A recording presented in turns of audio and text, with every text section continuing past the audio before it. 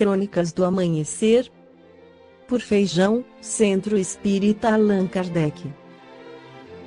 Balneário Gaivota, 28 de setembro de 2017.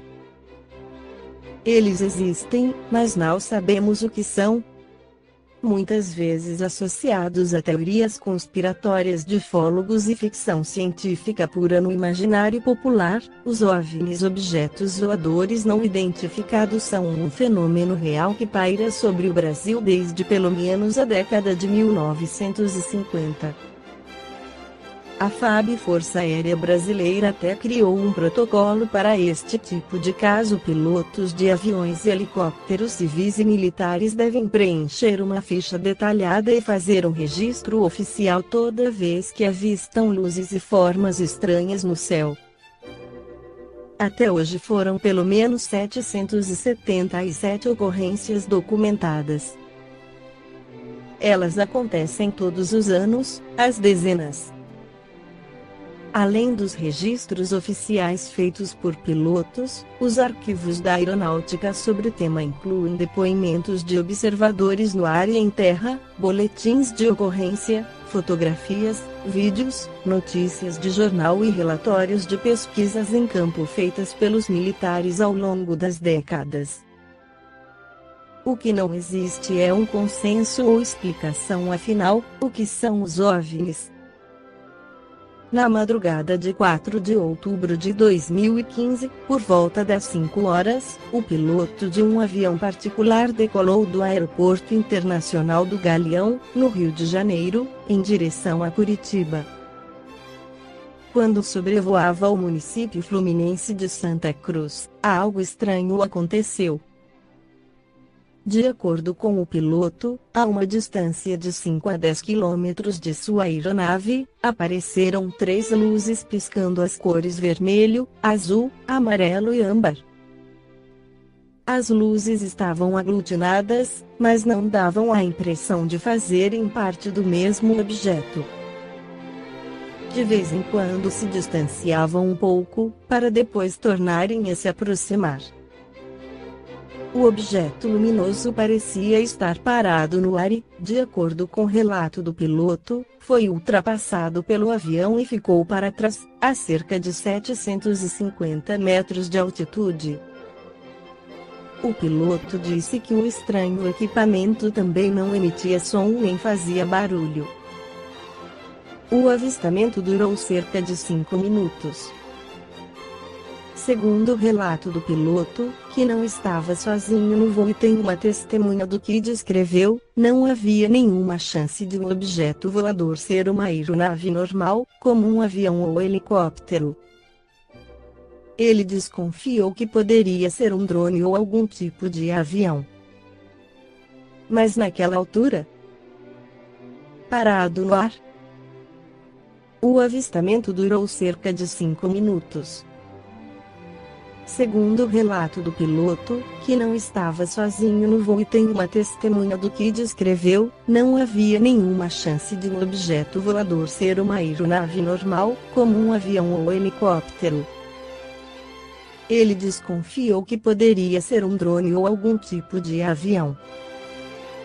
Mas naquela altura, parado no ar, na dúvida, o piloto comunicou os controladores de voo do Sindacta 2, na capital paranaense, e, quando pousou, preencheu a ficha de controle de tráfego hotel, disponibilizada pela FAB, Força Aérea Brasileira, em todos os aeroportos do país e na internet. Documento oficial de registro de OVNIs, objetos voadores não identificados em território nacional.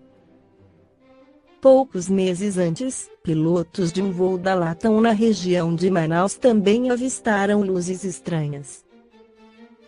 Semanas antes disso, foi a vez de pilotos da Força Aérea e controladores de voo também verem OVNIs. Apenas em 2015, foram registradas pelo menos 15 ocorrências com esses objetos pelo país. De 1954, quando a FAB começou a fazer os registros, até hoje, foram pelo menos 777 casos oficiais de OVNIs no Brasil. As informações constam nos arquivos sobre o assunto da FAB, disponíveis para consulta pública no Arquivo Nacional. Desde 2010, a FAB manda para o Arquivo Nacional lotes sucessivos de documentos que ficavam sob sigilo no comando da Força Aérea.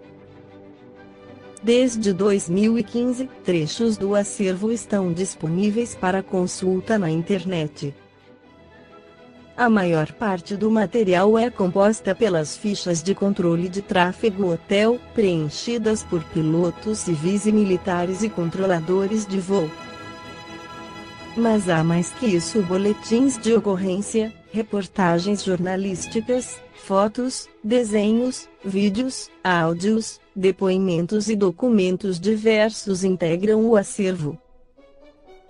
Até a década de 1970, a Força Aérea chegava a investigar os episódios mais notórios, com equipes em campo, e chegou a ter um departamento especial para realizar missões e investigações sobre o tema OVNIs. Leia mais abaixo. Até os anos 1990, os arquivos ainda traziam recortes de jornais com notícias sobre o tema. Hoje, são apenas feitos os registros das fichas de controle de tráfego hotel. De acordo com a aeronáutica, não há mais análise nos materiais desde os anos 1970. Apenas é feito o registro e, a partir de 2010, eles passaram a ser enviados anualmente para o Arquivo Nacional. Em O Evangelho segundo o Espiritismo, Allan Kardec, os espíritos superiores esclarecem no capítulo 3, a Allan Kardec, que os diversos mundos que povoam o nosso sistema solar e universo possuem condições muito diferentes uns dos outros, quanto ao grau de adiantamento ou de inferioridade dos seus habitantes. Dentre eles, há os que são ainda inferiores à Terra, física e moralmente. Outros estão no mesmo grau, e outros lhe são mais ou menos superiores, em todos os sentidos. Nos mundos inferiores a existência é toda material, as paixões reinam soberanas, a vida moral quase não existe. À medida que esta se desenvolve, a influência da matéria diminui, de maneira que, nos mundos mais avançados, a vida é, por assim dizer, toda espiritual.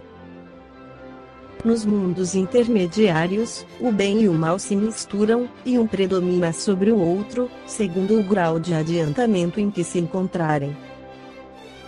Embora não possamos fazer uma classificação absoluta dos diversos mundos, podemos, pelo menos, considerando o seu estado e o seu destino, com base nos seus aspectos mais destacados, dividi-los assim, de um modo geral: mundos primitivos, onde se verificam as primeiras encarnações da alma humana, mundos de expiação e de provas, em que o mal predomina, mundos regeneradores, onde as almas que ainda têm o que expiar adquirem novas forças, repousando das fadigas da luta, mundos felizes, onde o bem supera o mal, mundos celestes ou divinos, morada dos espíritos purificados, onde o bem reina sem mistura.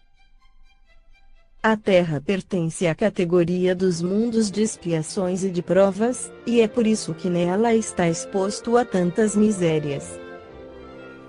Os espíritos encarnados num mundo não estão ligados a ele indefinidamente, e não passam nesse mundo por todas as fases do progresso que devem realizar, para chegar à perfeição. Quando atingem o grau de adiantamento necessário, passam para outro mundo mais adiantado, e assim sucessivamente, até chegarem ao estado de espíritos puros. Os mundos são as estações em que eles encontram os elementos de progresso proporcionais ao seu adiantamento. É para eles uma recompensa passarem ao mundo de ordem mais elevada, como é um castigo prolongarem sua permanência num mundo infeliz, ou serem relegados a um mundo ainda mais infeliz, por se haverem obstinado no mal. No mesmo capítulo, o Espírito Santo Agostinho acrescenta que o progresso é uma das leis da natureza. Todos os seres da criação, animados e inanimados, estão submetidos a ela, pela bondade de Deus, que deseja que tudo se engrandeça e prospere. A própria destruição, que parece, para os homens, o fim das coisas, é apenas um meio de levá-las, pela transformação, a um estado mais perfeito, pois tudo morre para renascer, e nada volta para o nada.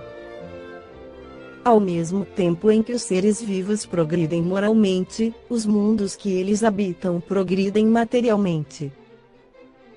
Quem pudesse seguir o mundo em suas diversas fases, desde o instante em que se aglomeraram os primeiros átomos da sua constituição, o veria percorrer uma escala incessantemente progressiva, mas em graus insensíveis para cada geração, e oferecer aos seus habitantes uma morada mais agradável, à medida que eles também avançam na senda do progresso. Assim marcham paralelamente os progressos do homem, o dos animais seus auxiliares, o dos vegetais e o das formas de habitação, porque nada fica estacionário na natureza. Quanto esta ideia é grandiosa e digna da majestade do Criador! E como, ao contrário, é pequena e indigna do seu poder aquela que concentra sua solicitude e a sua providência no imperceptível grão de areia da terra, e restringe a humanidade a algumas criaturas que o habitam. A terra, seguindo essa lei, esteve material e moralmente num estado inferior ao de hoje, e atingirá, sob esses dois aspectos, um grau mais avançado. Ela chegou a um de seus períodos de transformação, e vai passar de mundo expiatório a mundo regenerador. Então os homens encontrarão nela felicidade, porque a lei de Deus a governará.